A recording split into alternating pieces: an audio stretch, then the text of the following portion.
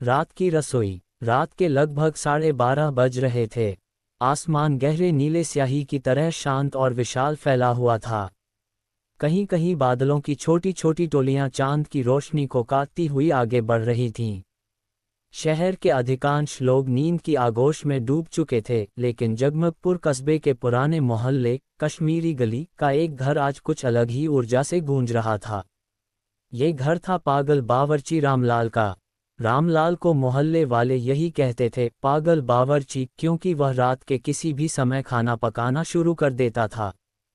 कभी आधी रात, कभी सूरज उगने के ठीक पहले, और कभी तो दोपहर में भी वह अपनी रसोई में ऐसे घुस जाता जैसे कोई राजा युद्धभूमि में प्रवेश कर रहा हो। लेकिन आज की रात अलग थी। आज उसकी रसोई में किसी अनकही हलचल की गूंज थी। बर्तनों की आवाजें बिना हाथ लगे भी खनखन कर रही थीं। घी की खुशबू हवा में तैर रही थी, जबकि चूल्हे पर आग जल भी नहीं रही थी। रामलाल जानता था, रसोई में कुछ तो अजीब हो रहा है। और आज उसे वहीं से एक कहानी की शुरुआत मिली, एक ऐसी कहानी जो स्वाद, रहस्य, भूख, डर, हंसी और जुड़ाव से भरी हुई थी। रामलाल की उम्र लगभग 55 साल के आसपास थी। कंधे झुके हुए, चेहरे पर झुर्रियां, आंखों में हमेशा चमक और बेहद तेज दिमाग। उसकी पत्नी गुजर चुकी थी, बेटा विदेश में रहता था और मोहल्ले में उसका कोई विशेष मित्र भी नहीं था। लेकिन एक चीज हमेशा उसके साथ रहती, उसकी रसोई। रसोई उसकी दुनिया थी। उसे खाना पकाना केवल रोजमर्रा की जरूरत नहीं था, यह उसके जीवन की साधना थी। जब वह खाना बनाता, तब उसकी आंखों में फिर से वही चमक आ जाती जो जवानी में उसकी पत्नी देखा करती थी। वह बेलन को तलवार की तरह घुमाता, मसाले को हवा में उछालता और अपनी खुद की बनाई हुई रामलाली रेसिपी किताब में नए नए प्रयोग लिखता जाता। लेकिन पिछले कुछ दिनों से उसकी रसोई में कुछ ऐसा महसूस हो रहा था जिसे वह शब्दों में पिरो नहीं पा रहा था। कभी बर्तन अपने आप हिल जाते, कभी कटोरी नीचे गिर जाती, कभी उसे लगता जैसे कोई उसके कान के पास फुसफुसाकर कह रहा हो, रामलाल, कुछ नया पकाओ। वह चौंक जाता, लेकिन अगले ही पल खुद को समझाता, अरे रामलाल, तू बूढ़ा हो गया है, दिमाग खेल रहा है। लेकिन आज की रात, अजीब आवाजें लगातार तेज हो रही थीं। ये रात कोई साधारण रात नहीं थी। ठंडी हवा घर की खिड़कियों की दरारों से अंदर झांक रही थी और ऐसा लगता था जैसे घर की सांसें तेज हो गई हों। रामलाल धीरे धीरे सीढ़ियां उतरता हुआ रसोई की ओर आया। रसोई का दरवाजा आधा खुला था। भीतर झांकते ही वह ठिठक गया। छोटा सा तवा अपने आप घूम रहा था। पलटा चम्मच हवा में टंगा हुआ था और चूल्हे पर नीली लौ बिना गैस के जल रही थी। लेकिन सबसे अजीब बात ये नहीं थी। सबसे अजीब बात थी, रसोई में बैठे 3 अनजान मेहमान। ये तीनों इंसान नहीं थे। न इंसान जैसे दिखते थे, फिर भी भयावह भी नहीं लग रहे थे। पहला था एक धुएं सा धुंधला प्राणी जिसकी आकृति बदलती रहती थी। दूसरा एक छोटा सा गोल मटोल परछाई जैसा जीव जिसकी आंखें चमक रही थीं।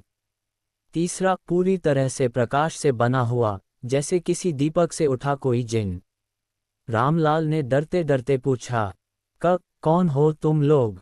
धुंध वाला हंस पड़ा, हम तुम्हारे रात के मेहमान हैं और हमें भूख लगी है, गोलमटोल परछाई ने कहा। बहुत तेज भूख, तीसरे प्रकाश वाले ने कहा। रामलाल कांप गया, लेकिन अगले ही पल उसका बावर्ची वाला दिल जाग उठा। उसने एप्रन बांधा, अपनी लकड़ी की करछी उठाए और बोला, अच्छा तो रात की रसोई में आए हो, तो कुछ ऐसा खिलाऊंगा कि तुम लोग भी दंग रह जाओगे। तीनों प्राणी खुश होकर एक साथ बोले, हम तैयार हैं। रामलाल ने पहली थाली बनाई, यादों का पराठा। पराठा नरम, हल्का मीठा, हल्का नमकीन और थाल में रखते ही उसके ऊपर हल्की धुआंधार खुशबू फैल गई। धुंध वाला प्राणी आगे आया और पराठा धीरे धीरे अपनी आकृति में समो लिया। उसका चेहरा पल भर के लिए चमका और वह ठहर गया। ये पराठा तुम्हारी पत्नी बनाती थी न? उसने पूछा। रामलाल का दिल रुक सा गया। उसकी आंखों में आंसू भर आए, लेकिन वह कुछ बोला नहीं। धुंध वाला बोला, हम जो खाते हैं वह केवल स्वाद नहीं, यादें भी चखते हैं। रामलाल ने धीमे से कहा, हाँ, ये वही पराठा है। धुंध वाला कुछ पल चुप रहा, फिर बोला, बहुत सुंदर है। बहुत भावुक, लेकिन यादें अच्छी हों तो पेट जल्दी भर जाता है। बाकी दो प्राणियों ने भी पराठा चखा और हर एक के साथ एक एक स्मृति हवा में फैल जाती। कहीं बच्चा रो रहा था, कहीं कोई माँ कहानी सुना रही थी, कहीं पत्नी पति को खिलाते हुए हंस रही थी। ये भोजन किसी साधारण भोजन जैसा नहीं था, ये भावनाओं का भोजन था। अब बारी थी दूसरी थाली की। रात घनी हो चुकी थी। बाहर बिजली कड़कने लगी। रसोई की नीली लौ और तेज चमकने लगी। रामलाल ने अब दूसरी थाली तैयार की। डर का खिचू खिचू गुजरात का एक चावल के आटे से बना पकवान। लेकिन ये खिचू साधारण नहीं था। ये हल्का काला था, धुआं छोड़ रहा था और इसका स्वाद अजीब। पहले हल्की तीखापन, फिर अचानक मिठास, फिर कटुता, फिर कहीं खालीपन सा। गोल मटोल परछाई ने इसे सबसे पहले खाया और अचानक वह कांपने लगी। ये स्वाद, ये डर किसका है? रामलाल बोला, यह मेरे बचपन का डर है। जब मैं छोटा था तब रात में अकेले सोने से डरता था। और आज भी कभी कभी वही डर लौट आता है। प्रकाश वाला प्राणी आगे आया और खिचू चखते ही बोला, डर तो स्वादिष्ट भी हो सकता है। गोल मटोल परछाई ने कहा, सच कहूं रामलाल, ये व्यंजन जादुई है। रसोई की दीवारों पर अब हल्की परछाइयां नाच रही थीं। अब रामलाल ने तीसरी थाली बनाई। सपनों की खीर। इस खीर में दूध था, पर ऐसा जैसे चांदनी को पिघलाकर बनाया गया हो। चेरी, बादाम, केसर, सब कुछ किसी दिव्य चमक से भरा था। लेकिन इस खीर की सबसे बड़ी विशेषता थी, जब इसे खाया जाता तब खाने वाले को भविष्य की एक झलक दिखती। तीनों प्राणियों ने खीर चखी। धूंध वाले ने कहा, तुम्हें जल्द ही कोई मिलने आएगा। गोल मटोल परछाई बोला, जिसे तुमने सालों से याद किया है। प्रकाश वाला प्राणी मुस्कुराया, और वह तुम्हारी रसोई में फिर से रोशनी लाएगा। रामलाल सूनी आंखों से उन्हें देखता रहा। इतने में रसोई की नीली आग अचानक लाल हो गई। चूल्हा अपने आप गर्म होने लगा। रामलाल ने अब वो रोटी बनाई जो आज तक किसी जीवित इंसान ने नहीं खाई थी। रात की तंदूरी रोटी, काली लेकिन चमकदार, कड़क लेकिन नर्म, और अंदर से भरी रात की ऊर्जा से। तीनों ने उसे चखा तो उनकी ऊर्जा दोगुनी हो गई। लेकिन तभी रसोई में किसी के कदमों की आवाज आई। रामलाल पलटकर देखने ही वाला था कि दरवाजा धीरे धीरे खुला और अंदर आई उसकी पत्नी की आत्मा। रामलाल हक्का बक्का रह गया। उसकी पत्नी सुनीता उसी सौम्य मुस्कान के साथ खड़ी थी। रामलाल, उसकी आवाज हमेशा की तरह मीठी थी। मैं तुम्हारी रसोई की खुशबू से चली आई हूँ। तुम आज भी वैसे ही पकाते हो। रामलाल की आंखों से आंसू बह निकले। तुम सच में हो? उसने कांपती आवाज में पूछा। नहीं, सुनीता मुस्कुराई, मैं तुम्हारी याद हूँ, तुम्हारा प्यार हूँ और तुम्हारे बनाए व्यंजनों की आत्मा हूँ। तीनों प्राणी आदरपूर्वक झुक गए। उन्होंने समझ लिया, आज की रात रामलाल के लिए बहुत खास है।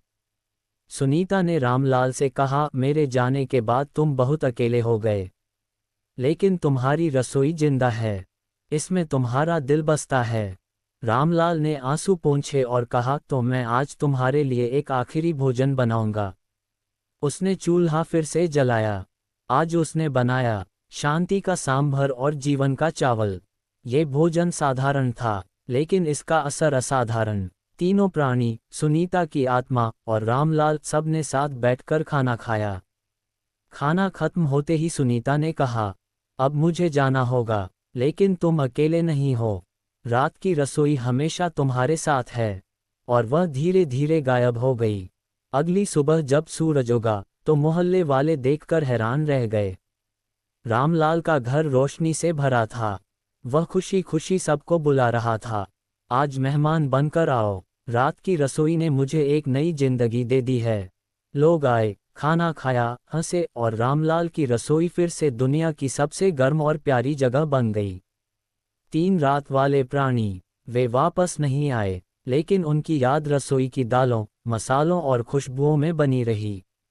रात की रसोई केवल खाना बनाने की जगह नहीं थी, वह भावनाओं का मंदिर थी, यादों का दरवाज़ा थी, और उन लोगों की पनाहगाह थी जो अकेलेपन में भी गर्माहट तलाशते हैं। रामलाल अब भी रात को खाना पकाता है, लेकिन अब बर्तन अपने आप नहीं चलते, न कोई नीली आग जलती है। लेकिन कभी कभी जब वह बहुत स्वादिष्ट पराठा बनाता है तो उसे महसूस होता है कि पीछे से कोई फुसफुसा रहा है, बहुत अच्छा बनाया है रामलाल। और वह मुस्कुरा देता है।